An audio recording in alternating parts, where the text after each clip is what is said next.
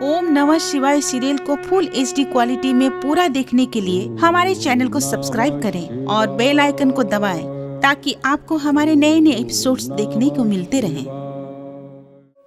मैं ओंकार मानव यदि सुमार्ग का त्याग कर कुमार्ग पर चल पड़े तो मैं भी उसके मार्ग में पड़ा अदृश्य कांटा और खार हूं, पर सन्मार्ग पर चलने वालों के लिए मैं सदा ही उत्तम परिणाम रूपी उपहार हूं। मैं ओंकार हूं। देवराज रंभा और मेनका को असुरों के सम्मुख उत्तेजक नृत्य करने का आदेश देते हैं, किंतु जब दोनों तारकाक्ष के सामने नृत्य करती हैं तो वो सैनिकों को आज्ञा देकर उन्हें नीचे फेंकवा देता है।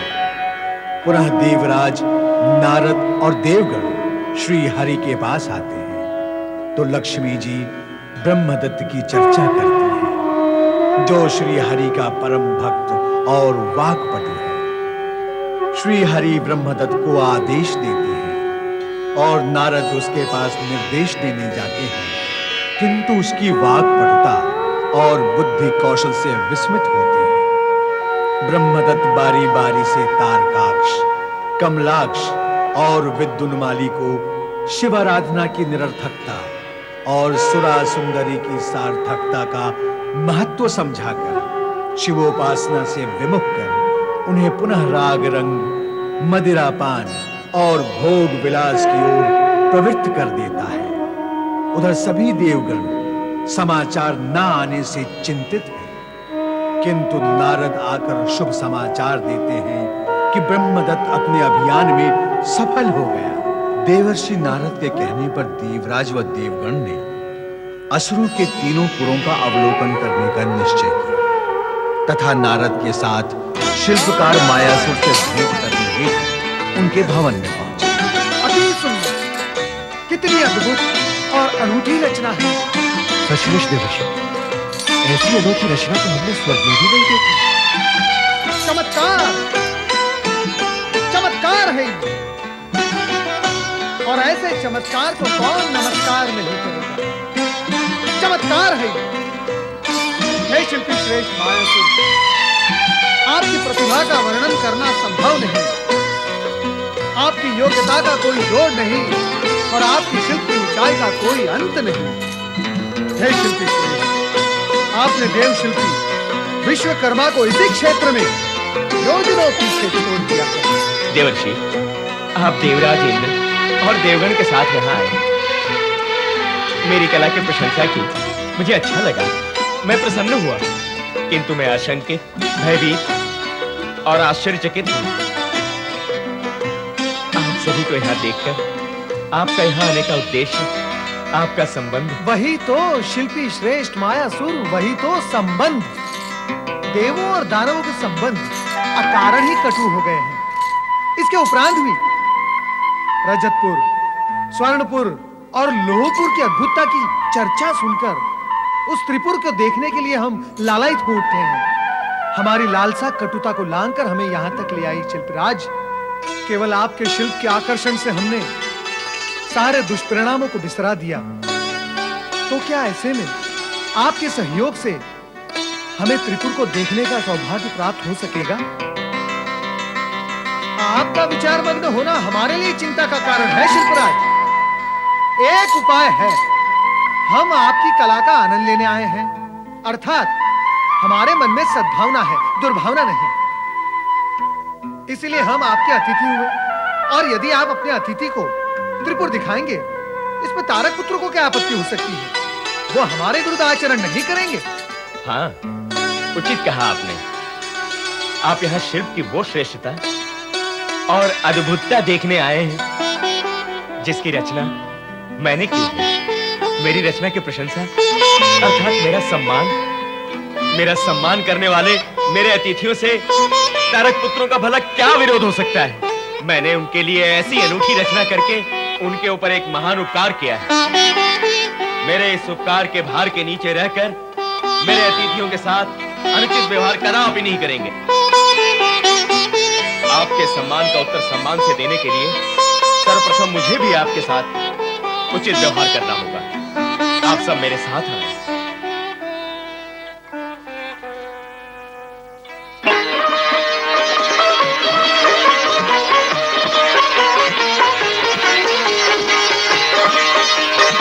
ये रहा उनका पहला पुर, स्वर्णपुर।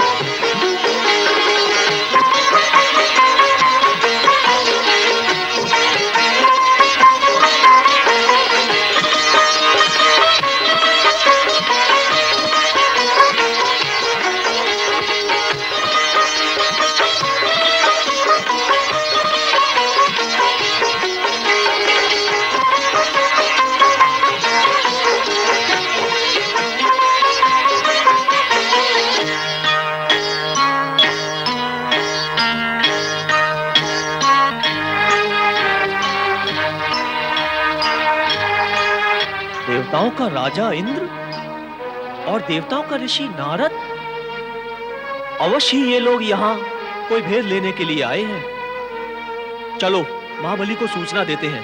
आपने सत्य ही कहा था देवर्षि। स्वर्णपुर की तुलना में स्वर्ग की शोभा तो कुछ भी नहीं है। रजतपुर और लौहपुर इससे अधिक शोभापूर्ण है। हम शोभा ही तो देखने आए हैं यहाँ। मैं वहां ले जाकर अवश्य ही आपको इसकी भव्यता दिखाऊंगा। आइए, आप रजतपुर की शोभा देखिए।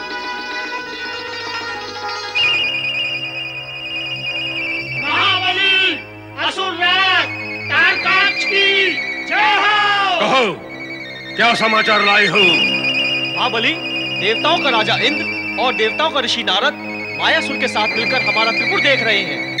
दिलदार मायासुर के साथ देवता और त्रिपुर में हमें सूचित किए बिना ही और वो सब रजतपुर की ओर गए हैं। महाबली, हो सकता है त्रिपुर का कोई भेद लेने आए हो। नहीं।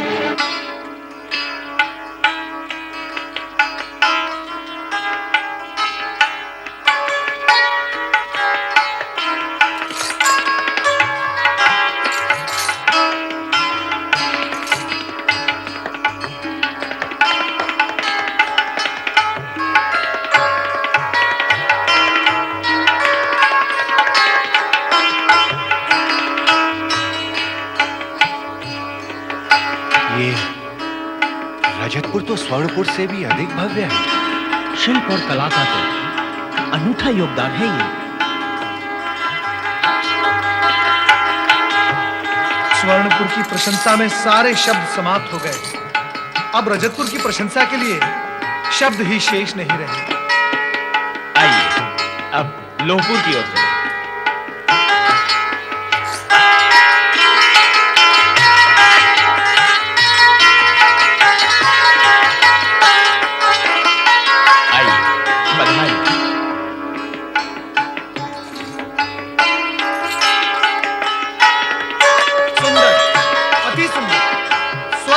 श्रेष्ठ है रजतपुर और रजतपुर से श्रेष्ठ है लोहपुर। मुझे तो तीनों ही पुर श्रेष्ठ प्रतीत होते हैं देवर्षि।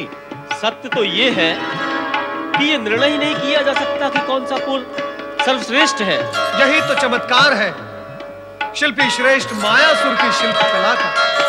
हमने तीनों ही पुर देखे, बहुत आनंद आया। अब हमें प्रस्थान करना चाहिए। शिल्पी श्रेष्ठ मायासुर, हम आपकी सद्भावना के बहुत बहुत आभारी हैं।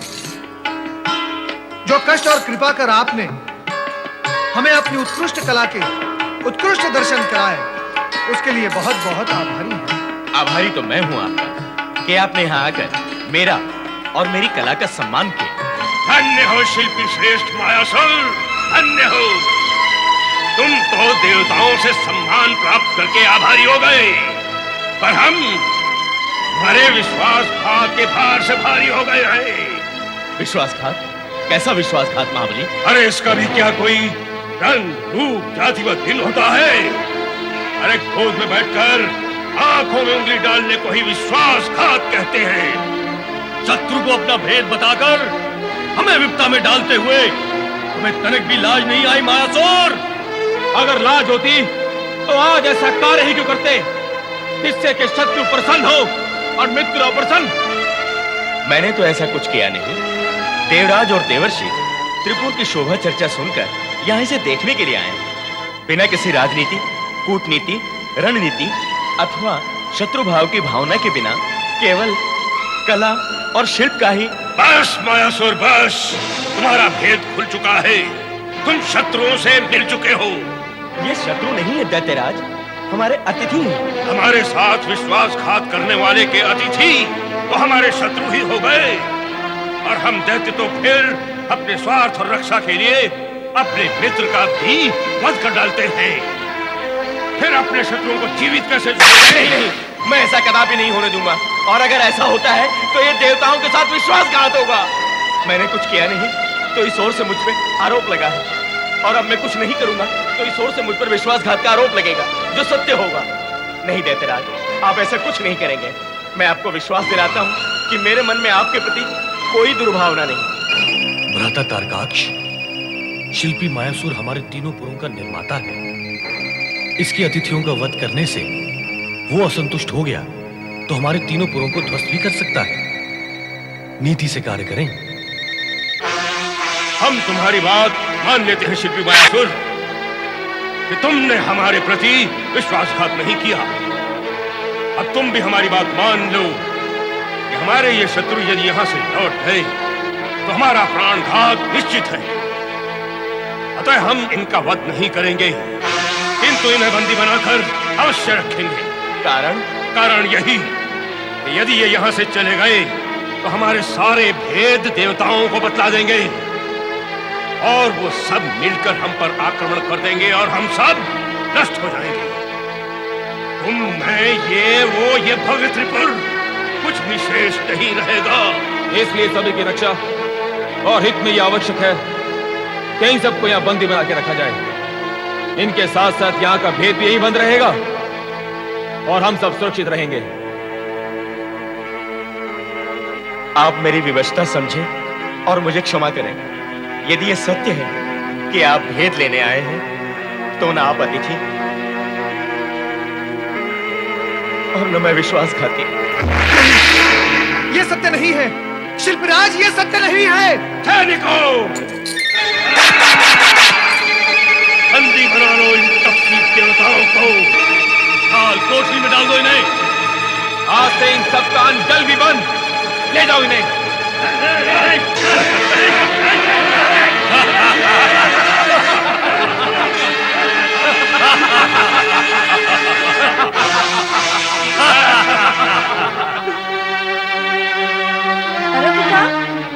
परमपिता, परमपिता,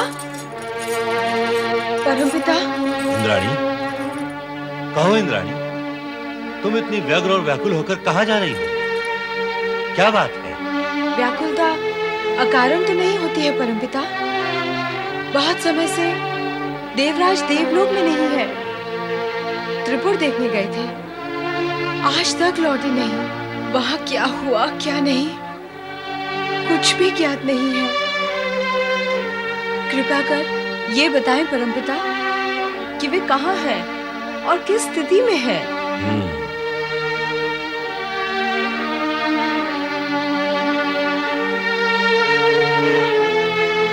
क्या स्थिति है परमपिता? दयनीय स्थिति है देवी। तो व्याकुलता के पश्चात अब चिंता का भी कारण है? हाँ, तुम्हारे लिए भी और मेरे लिए भी। तुम्हारे पति देवराज इंद्र तथा मेरा मानस पुत्र नारद और देवगण सभी इस समय लोहपुर के कारावास में बंदी हैं। बंदी है लोहपुर में? अब क्या होगा परमपिता? क्या उपाय है उनकी मुक्ति का? उपाय भगवान शिव शंकर के अतिरिक्त और कौन कर सकता है? वे ही उद्धार करेंगे सब। तो फिर चलिए परमपिता, हम दोनों कैलाश चलते हैं। अद्भुत। ब्रह्मदेव और इंद्राणी अनेक बार कैलाश पर आए हैं। इंद्राणी सदा देवराज के साथ और ब्रह्मदेव सदा देवराज व देवगण के साथ ही आते रहे हैं। यह प्रथम अवसर है जब दोनों साथ साथ आए हैं। सब कुशल मंगल तो है ना? नहीं देवेश्वर, नहीं, न कुशल है न मंगल है।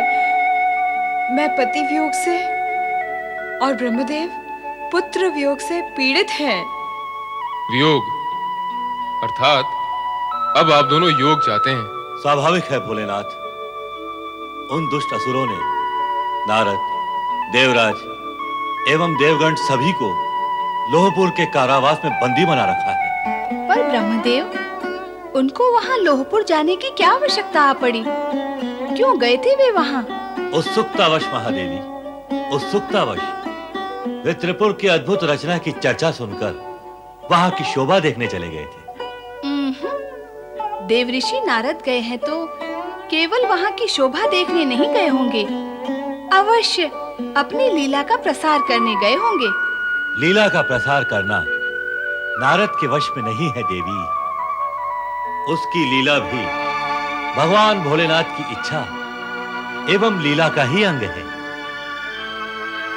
देवाधिदेव, कृपा कर देवर्षि नारद, देवराज और देवगण को कारावास से मुक्त कराएं। मुक्ति की युक्ति तो करनी ही होगी। मेरे वरदान के अनुसार अब आपके द्वारा उन तीनों असुरों के संहार का समय आ गया है भोले शंकर। धर्म भ्रष्ट उन तारक पुत्रों के संहार के लिए प्रस्थान करें। हाँ ब्रह्मदेव, योग, वियोग और संयोग तीनों समानांतर चल रहे हैं। इनकी गति, दशा और दिशा तीनों को तोड़ना आवश्यक है। आप शीघ्र सर्वदेवमय रथ की रचना की व्यवस्था करें। अवश्य शिव शंकर, अवश्य। मैं यथाशीघ्र विश्वकर्मा के पास पहुंचकर सर्वदेवमय रथ की व्यवस्था करता हूं। ना जाने किस परिस्थिति में होंगे देवराज।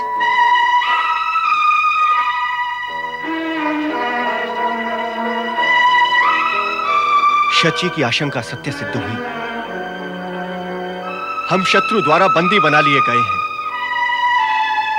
अब यदि भगवान शिव ने त्रिपुर को भस्म किया तो साथ हम सब भी भस्म हो जाएंगे। कुछ उपाय करें देवर्षि, कुछ उपाय करें।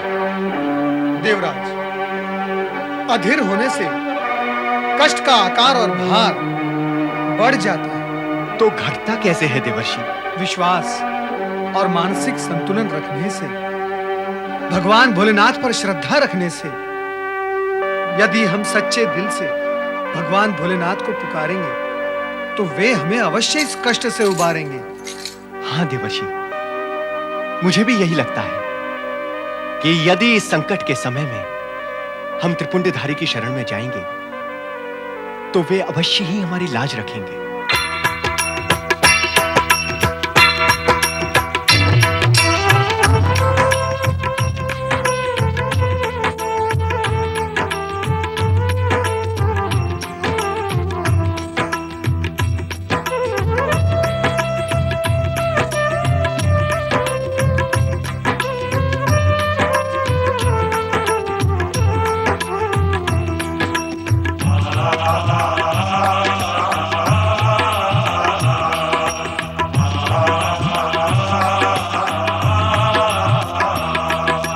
ओम श्री त्रिपुंडधारी, ओम श्री त्रिपुंडधारी,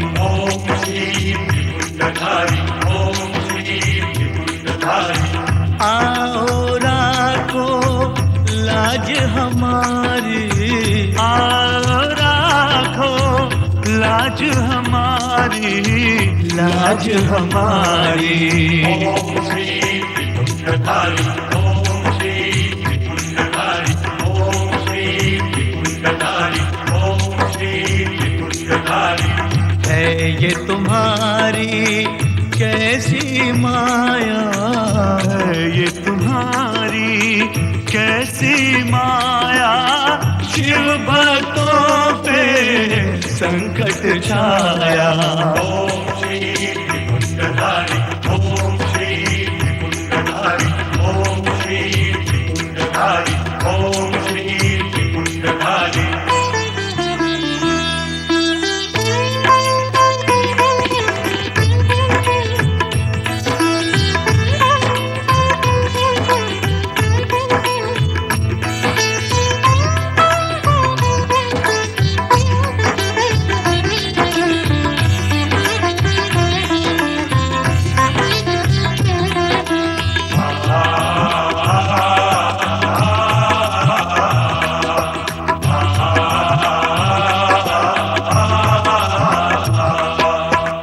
जगपालक सुरों के रक्षक असुर बने हमारे भक्षक।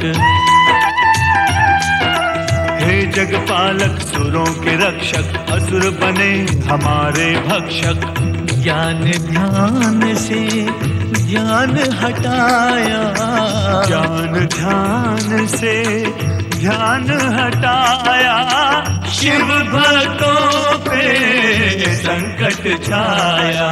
ओम श्री त्रिपुंडधारी, ओम श्री त्रिपुंडधारी, ओम श्री त्रिपुंडधारी, ओम श्री त्रिपुंडधारी।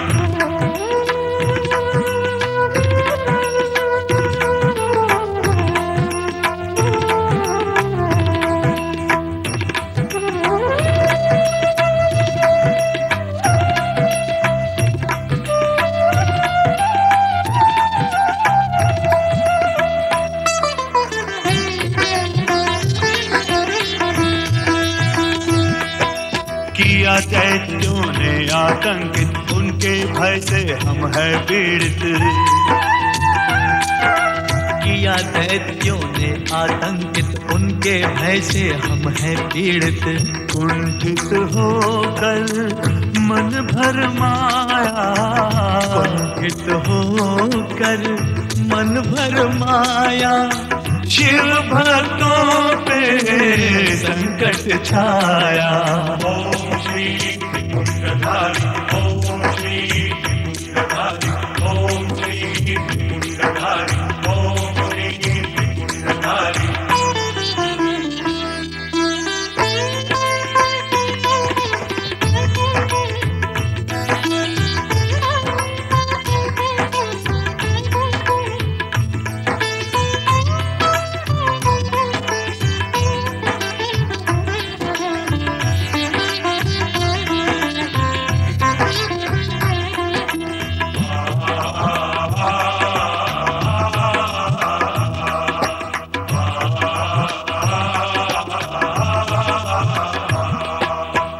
तो हमारी याचना सुनकर कीजिए रक्षा है शिव शंकर।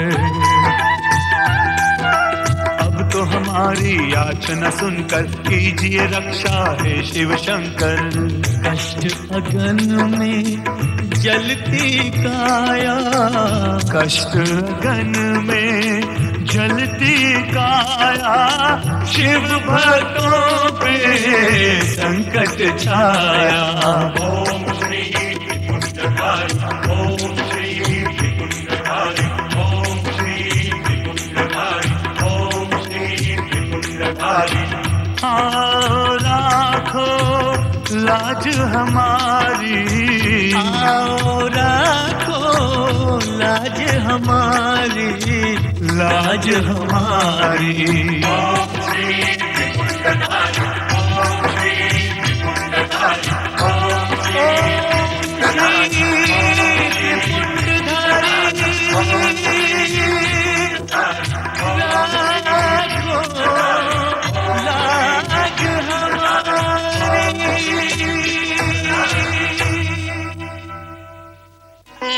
विश्वकर्मा जी, त्रिलोकीनाथ शिव शंकर का आदेश है कि आप सर्वदेवमयी रथ का आयोजन करें। जैसी भोलेनाथ की इच्छा। ओ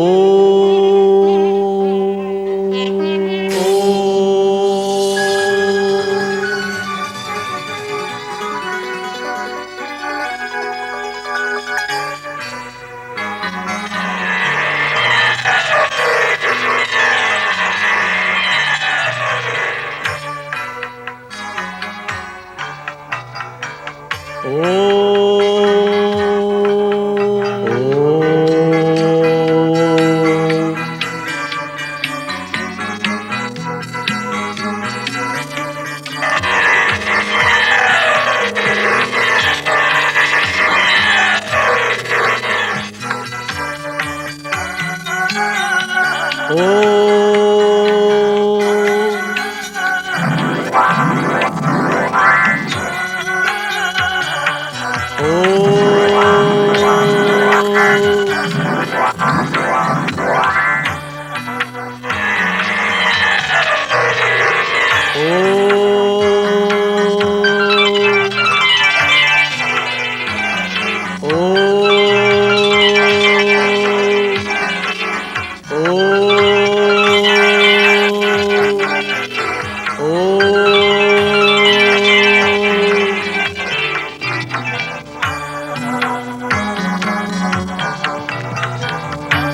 माँ जी, आपका सर्वदेवमय रथ संपूर्ण हो गया है। ओ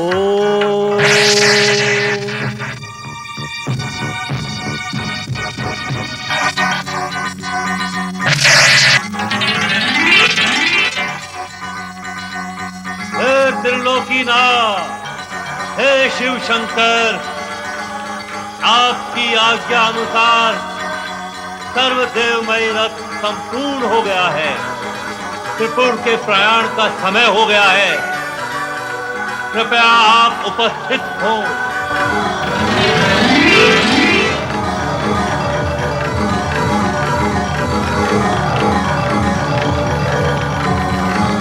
प्रस्थान हो।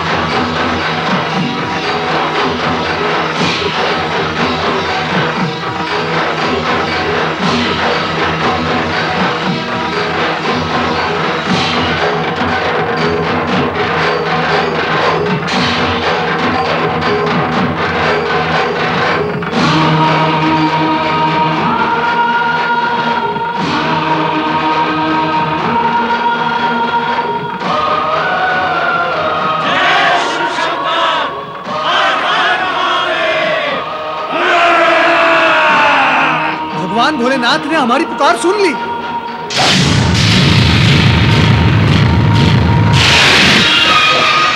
भगवान भोलेनाथ की जय। भगवान भोलेनाथ की जय। भगवान भोलेनाथ की जय। भगवान भोलेनाथ की जय।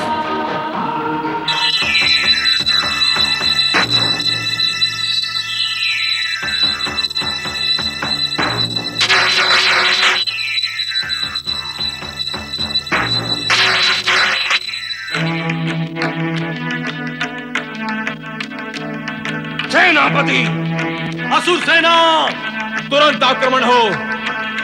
वो देखें विश्वेश्वर, तीनों अपने अपने पुरों पर खड़े होकर अपनी असुर सेना का आह्वान कर रहे हैं।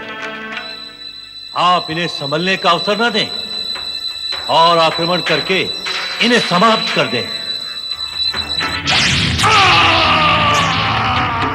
महारुद्र, महारुद्र,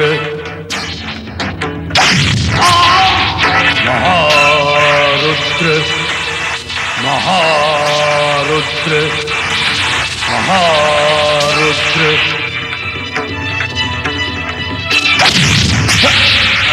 महारुद्र, महारुद्र।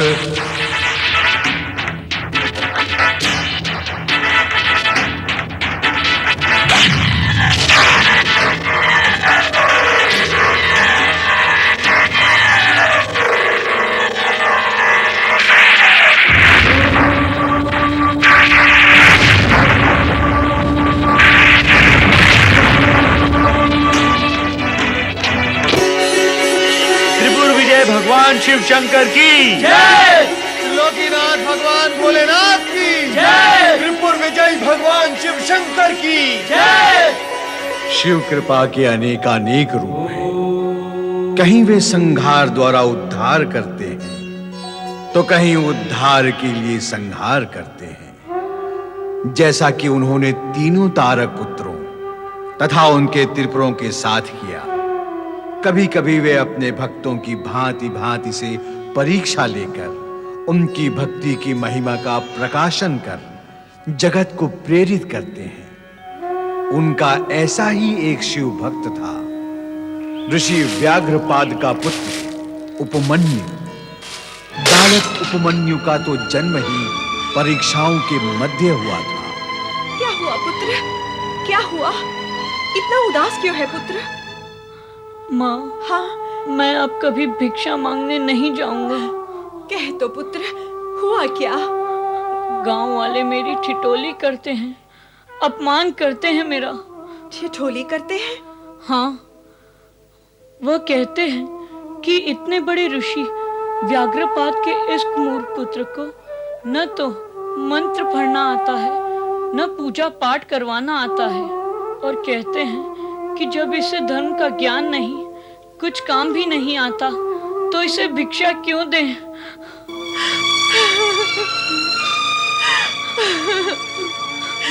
समय समय की बात है पुत्र।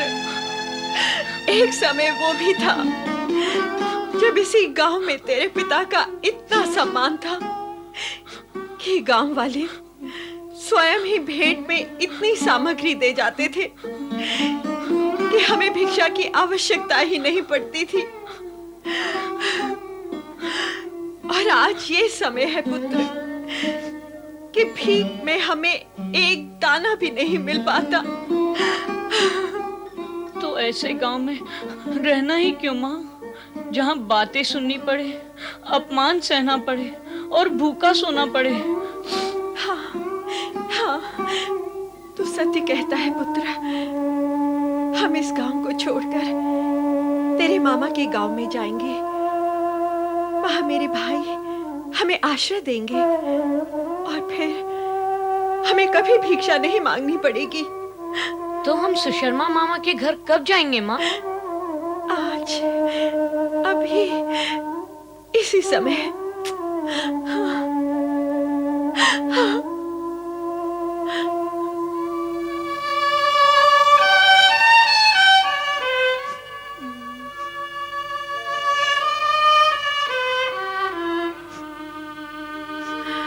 स्वामी, क्षमा करें स्वामी।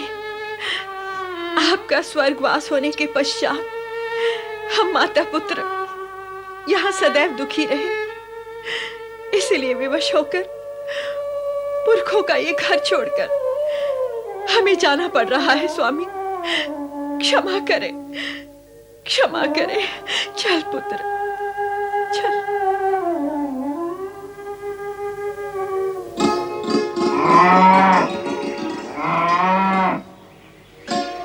माँ, हाँ माँ, यहाँ तो बहुत सारी गायें हैं, यहाँ तो दूध अवश्य मिलेगा ना?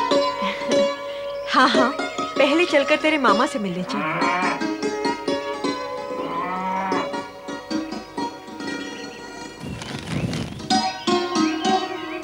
पछता रही हूँ मैं।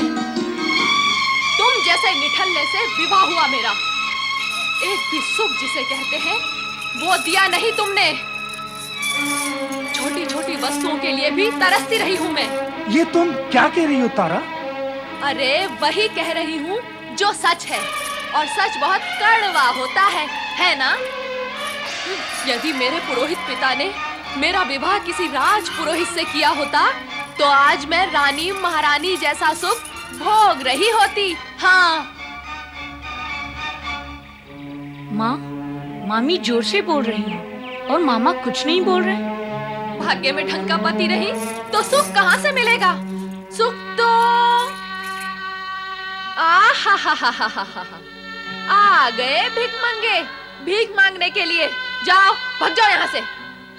अरे टुकुर टुकुर मुंह क्या देख रही है मेरा? जाती है या नहीं? देखिए, मैं देविका हूँ, आपकी ननद हूँ। आप मेरी भाभी हैं। मैं भिखारन की भाभी?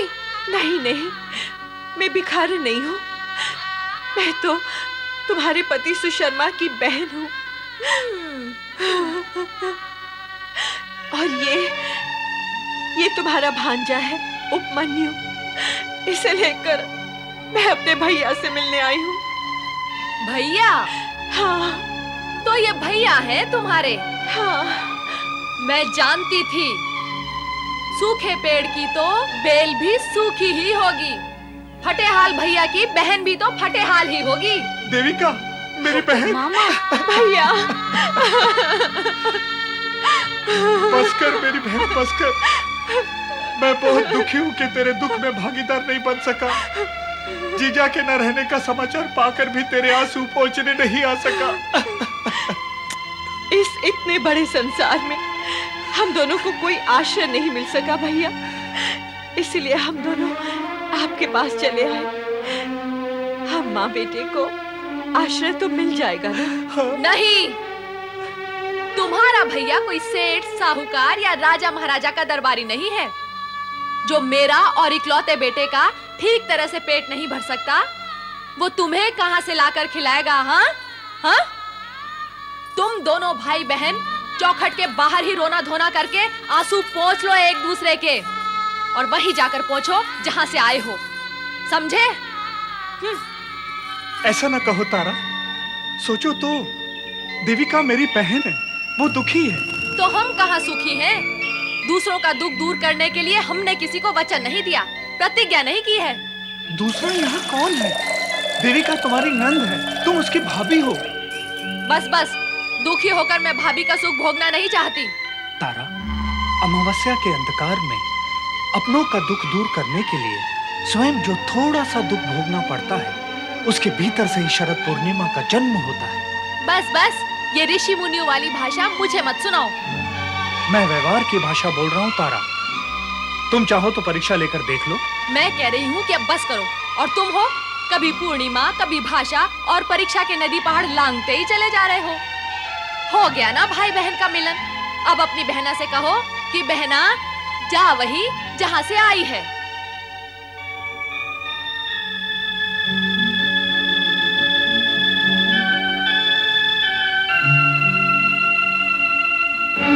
नहीं, ये दोनों यही रहेंगे हमारे साथ।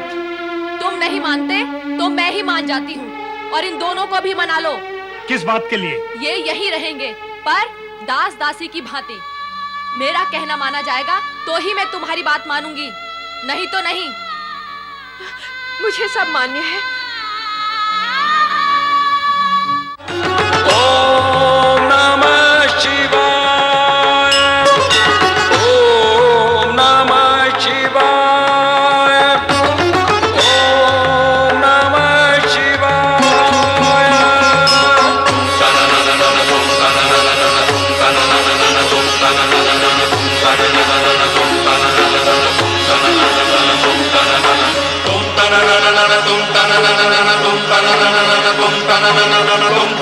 तुम